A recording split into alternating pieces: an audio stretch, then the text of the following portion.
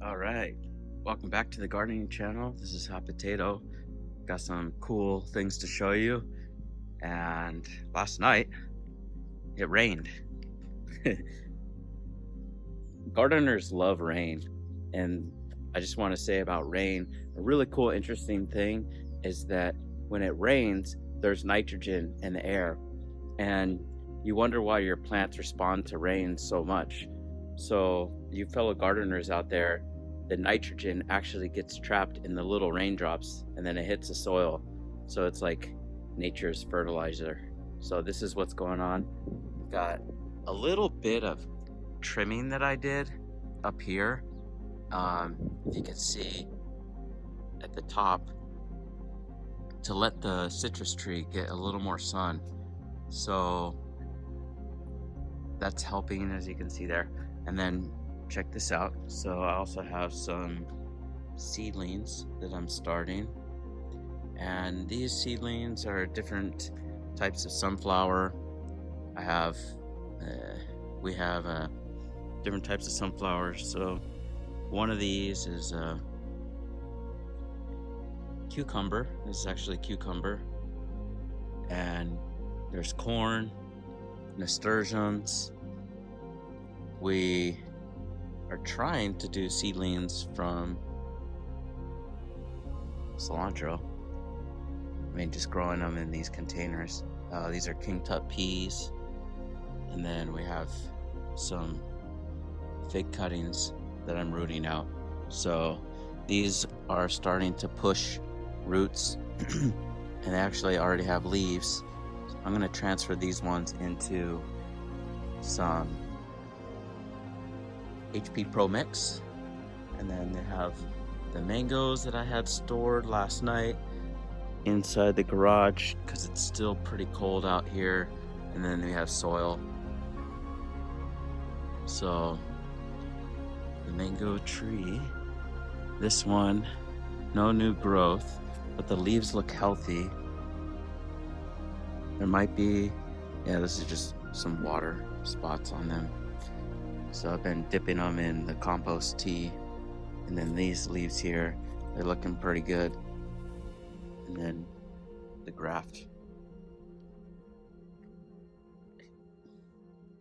Some other things that I did yesterday, cleaned up a lot of the bricks here. So pressure washed the whole back, the bricks, and then the front of the house as well. They needed to do some cleaning. I also gave these trees a nice wash. So now you have these trees don't have dirt on them, and it actually looks a lot better. They're brighter, the trunk, and then up to the top you can see it as well. So I need I'm gonna do a compost tea for this one, and I want it to flower. And one of my goals is to get the leaves to be about twice the size of these ones. So I want really large leaves to provide some shade underneath onto the back patio. And the compost tea will really do that. As you can see, these Italian cypress provide a tremendous amount of shade to the house, or at least the back house.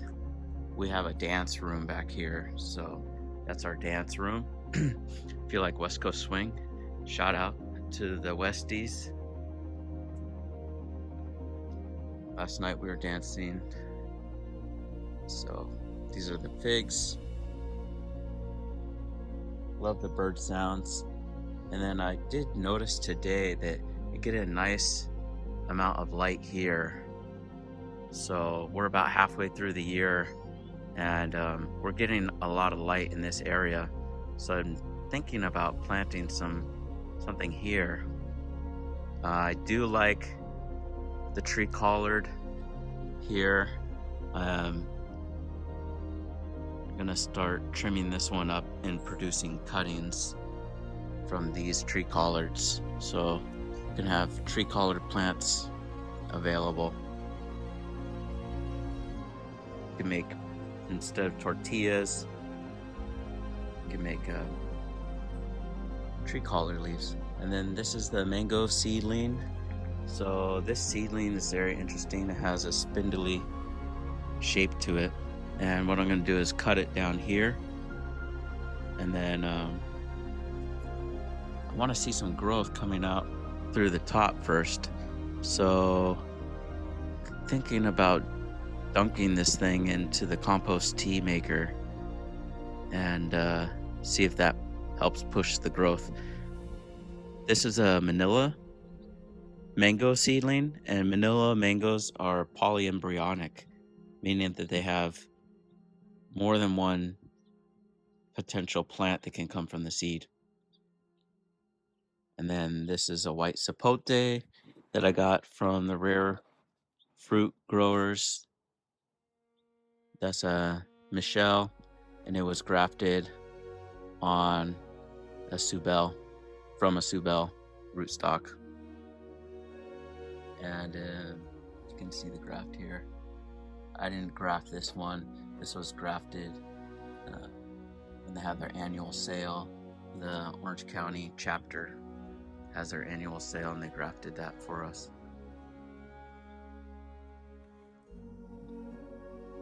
In the back, I've applied tanglefoot to the citrus trees, and over here to the left as well. There's a tanglefoot here, and tanglefoot helps with preventing any pest from getting on the trees. Mealybugs love to be on citrus trees. It's just important that you make sure that the tree doesn't touch the fence or whatever structure. There's also a wire right there. So I do want to tanglefoot here at the bottom. I need to clean up all those shoots that are going out of this stone fruit tree. So, and there's Luna. Hey, Luna. It's our cat. Well, it's like a neighborhood cat.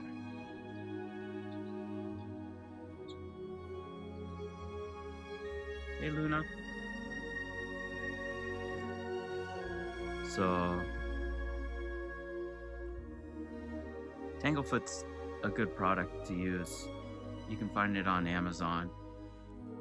When you see these growth patterns with trees like this, where there's just growth coming out of everywhere, all the bark and stuff like that, you can be choosy and coming into the center of the tree and just removing the different areas where you want to prevent growth from coming.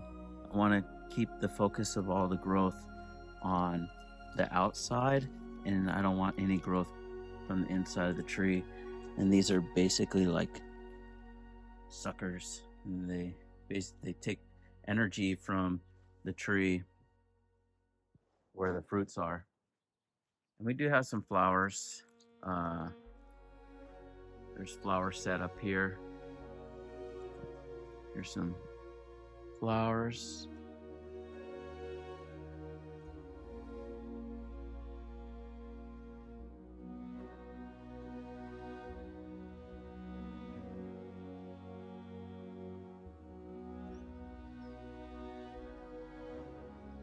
So, and we just saw Luna go across the house on the top here. So, I'm not sure what other places Luna's going. And then we also have here the composter. This is a Joraform composter. And you just come out here and you spin it. So, kind of like, I don't know, Wheel of Fortune there. So, and then you can open it up with this latch. This is probably the highest quality composter that you can get.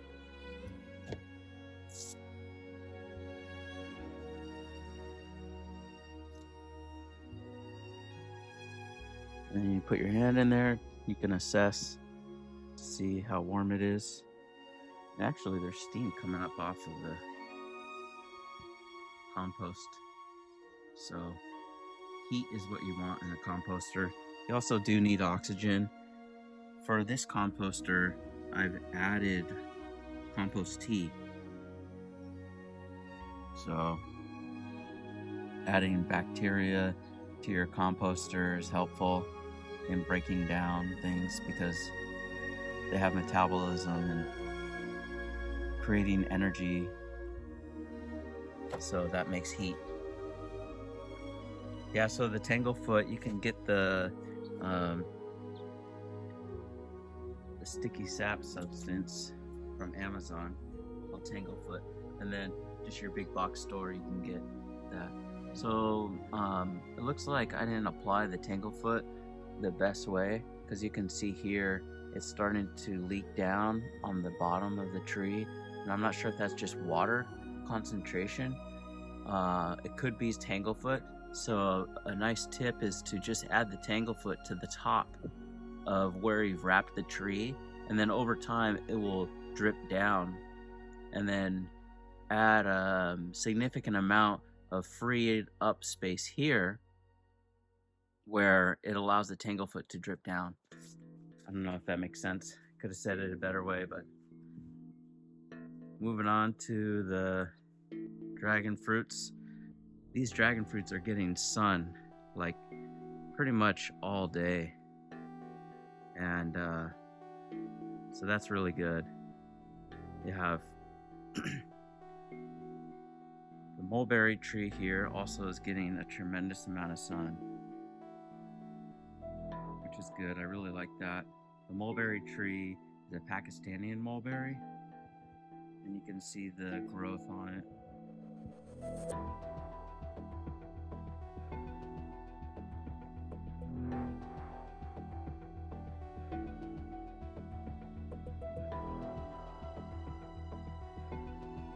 Mulberries are really interesting.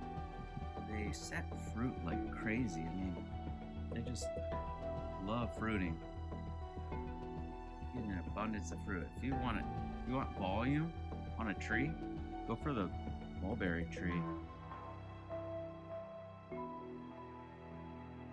You have it in this huge gallon. It's pushing up. I would say maybe 10 feet. Maybe taller. So the goal is for the mulberry tree to have a weeping structure to it. So we want the mulberry tree to weep down, and this might just go in the ground here, and then we can prune it. But it's such a vigorous tree, it's nice to keep it in a pot. If you're limited on space, I would suggest not getting a mulberry tree unless you're going to keep it in a pot. And then this is our black Madeira.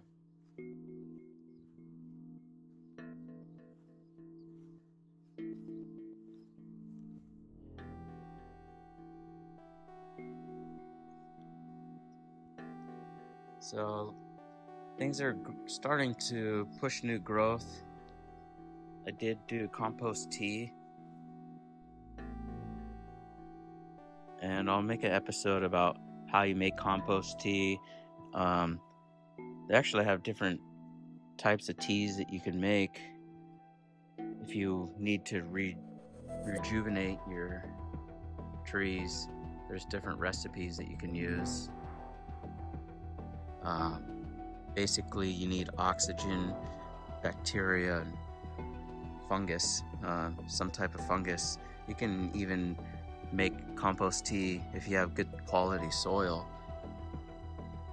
Maybe if you're underneath a huge avocado tree, you get that soil that has the worms and stuff in it, and you can make tea out of that one.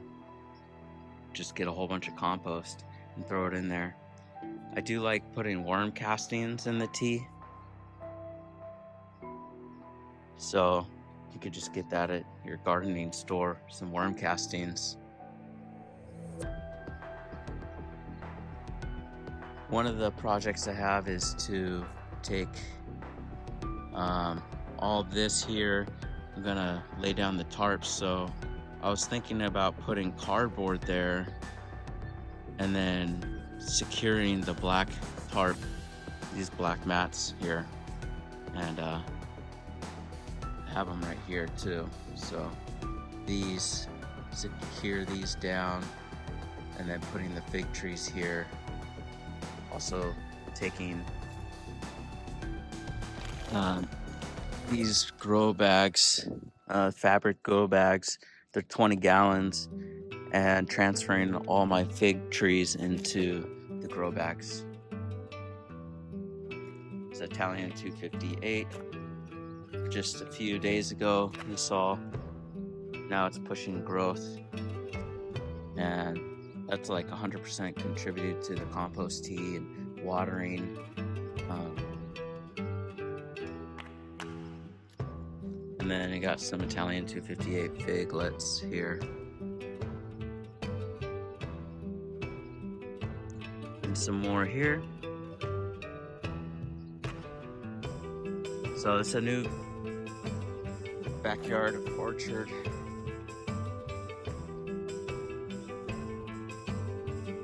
More fig trees. This one's pushing new growth as well. So lots of new stuff happening in the garden. This is the Violet de Bordeaux tree pushing new growth here. Thanks for watching. I did also take the pressure washer to this tree, and I just cleared out all the bottom growth, so allow more airflow for the tree, and I think it's gonna help the tree. This is more of a bush, but it attracts monarch butterflies, and these are the flowers, nice purple flowers.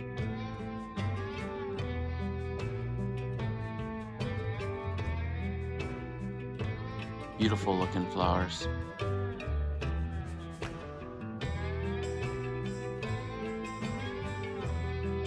Try to get that in focus so you can see. Thanks for watching. If you enjoyed this video, please subscribe, like, share with your friends. Until next time, I hope to see you in the next video. Take care.